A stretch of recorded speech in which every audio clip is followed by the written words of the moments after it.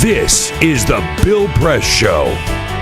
Here we go, Wednesday morning, September 4, 33 minutes after the hour. Now, good to have you with us today here on the Bill Press Show.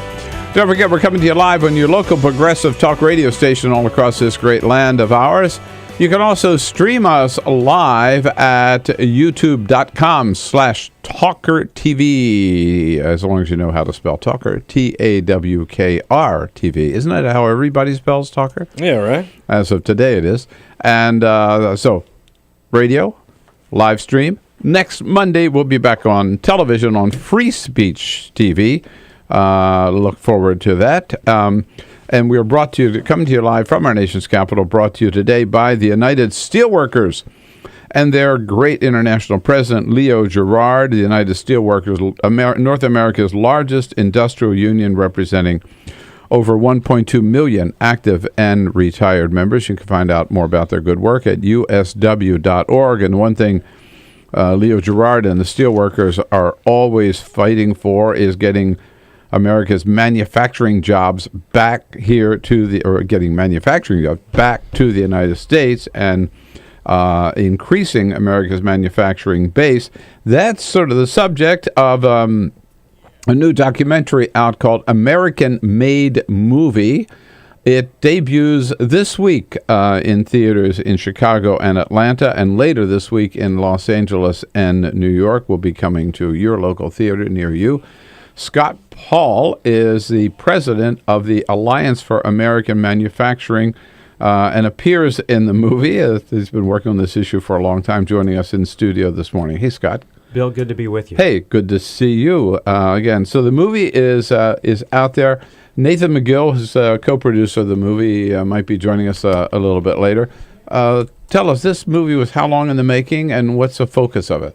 Well, I know Nathan and Vincent Vittorio, his partner, worked on this movie for about 2 years, and I think they were inspired by this idea that individuals could make a difference. And it's a great movie. It's a great treatment of this topic, and it tells kind of both sides of it. It talks about how we got where we are, which is a lot of devastating manufacturing job loss. In fact, there's a former steel worker in the movie, Blue Wilson, who's sitting in the ruins of a factory in Detroit. To provide some perspective, it shifts to stories of people all over the country who are taking matters into their own hands, who are trying to make products in the United States and sell them. And it's some iconic companies like Louisville Slugger, New Balance shoes, a lot of entrepreneurs. There's a great character in the movie, Mark Andol, who I know Nathaniel came across, who had this dream of opening a store that would stock only American-made products, and even his friends and neighbors and family thought he was a little bit crazy to do this. And Mark and his family had been in manufacturing for a long time. So in many ways, it's a success story, and we're seeing some of that in manufacturing today. We're seeing a rebound, certainly in the auto sector, is coming on strong, and thanks to the administration's rescue, which was very unpopular when it was done, but people are happy they have great cars to buy now and that are very fuel efficient.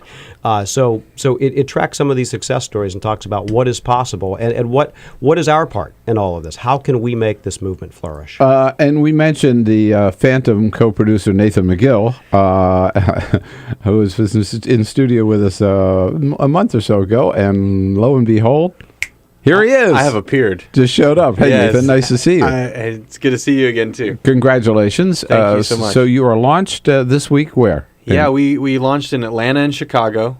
And then next week, we're going to be in New York and L.A. And then we kind of roll out from there. And we do, I think, probably about 10 cities. People can go to the website, theamericanmademovie.com, and see exactly where the film's playing. But the reception has been amazing. It's been awesome. The reaction from the audience. Really, the best advertisement for the movie is the movie itself. Yeah. Once you get a chance to see it and experience it and hear some of the stories that Scott was talking about, people, they wake up. Just like the last time we were here on the show where we talked about New Balance at great length, and we were all looking at our shoes, Yeah, there we go. See, check this out. Oh, yeah, there we go. I didn't even realize that, this is the third time this morning I've had to put my feet on the desk. Hey, well, the realization, I didn't realize that I was reaction. wearing American-made shoes. I'm proud of myself for having bought them. That's the reaction from the movie when people see that and they realize, oh, wow, and they start looking at their stuff and they start say, where is this stuff made? And then they realize that there are people behind our products. It's sort of something that we forgot as a culture.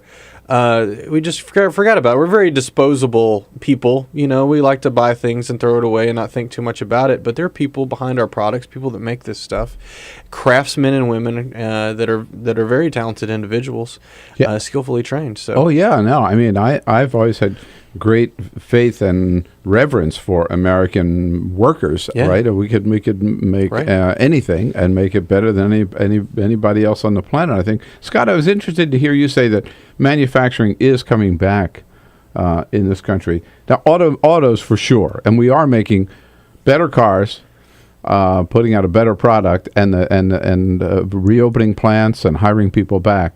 Where else do we see manufacturing coming back? Well, it is in urban areas, and I think it's a natural offshoot of kind of the slow food movement, farmers markets. People want locally sourced food in their restaurants. Now, particularly in urban areas, you see like San Francisco, New York, and others, you see urban manufacturers come in. And again, this is small scale. This isn't Henry Ford's assembly factory with 20,000 people. Right. This is a handful of people, but they're crafting great products. Even in Detroit, there's a company called Shinola, which is making watches and bicycles in the city of Detroit. And you're seeing this spring up all over the place, and you're seeing more people look at the label. And if you need a little bit more evidence, I mean, Walmart, which I think in many ways was responsible for driving a lot of manufacturing overseas, has pledged to put $50 billion more in American-made products on its shelves. Now we'll see if this is a head fake or not. I'm not going to hold my breath until I see the results. But even Walmart feels like they have to respond to this customer demand for Made in America. Nathan, tell us about this store where they sell only. Can they do that? Only American-made goods? It is a day-to-day challenge to figure out how to do it. But, it's not just made in America goods. It's 100% American-made goods, because it's really more than about the product. Got it. It's more than just the products in the store. It's every component of that one product has to pass this vetting test to see if it can make it, because it is sort of a statement. It is that that's the thing of this character in the film, Mark Andel, this guy in Elma, New York. That is what keeps him very unique. There's no other store that's like this in the world, really. And he's got 2 locations now and doing quite well. The story inside the film talks about the up and down struggle it was to kind of get to this dream, to realize that this is something he wants to do, and it's sort of that Rocky Balboa story of, will this crazy idea actually work? Will it pay off?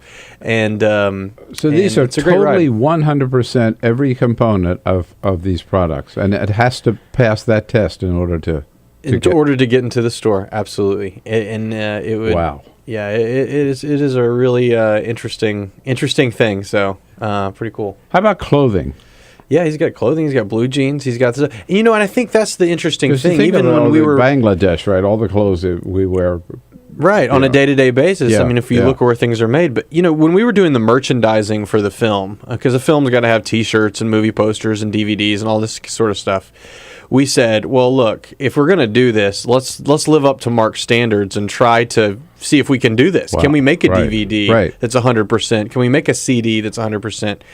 And it was surprising that it was, I'm not going to say it was easy because we just had never done sort of this kind of thing before, but it was possible. There are manufacturers, there are people in the country that were able to provide us 100% T-shirts and make them and do the screen printing necessary, and as well as the DVDs and the CDs. And that was the surprising thing to me. I just had never thought about the plastics that go into something like that, And hey, it's all available on the website, so all I ask you to do is go there and spend all your money. To American Made Movie, right? Right, exactly. The American Made Movie, yeah. The AmericanMadeMovie.com. Well, you would have to You would have to, if you were selling merchandise.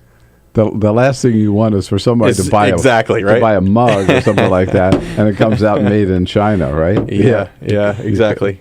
I know we took up the challenge at the Alliance for American Manufacturing. We were moving into a new office in Penn Quarter, and we challenged the architect to do it as American made as possible. And at first he said, "You got to be kidding me!" But then he and his team huddled, and it was like a treasure hunt for them. And every time they found something, it was they like rang a victory bell, and we ended up with an office that is almost entirely American made. The big exception, Bill, are the electronics, the computers and what have you, which is virtually I was just thinking about that. as you know, virtually Computers, impossible to right. find. Yeah. But even today, there's better news. Like Google is starting to make a smartphone, Fort Worth, Texas, 2,000 workers starting, called the Moto X. Apple's doing a Mac Pro, and again, a lot of imported components. But this is the first time these types of electronics have been made in the United States in a generation. So we are seeing more possibilities today than we have seen a long time. But in perspective, 99% of our footwear still imported, over 90% of our apparel still imported. So we have a long way to go. But I think one of the factors that will really turn this around is popular demand and public demand. We want products made in America, which is why I think this movie is so important. I wanted to talk to you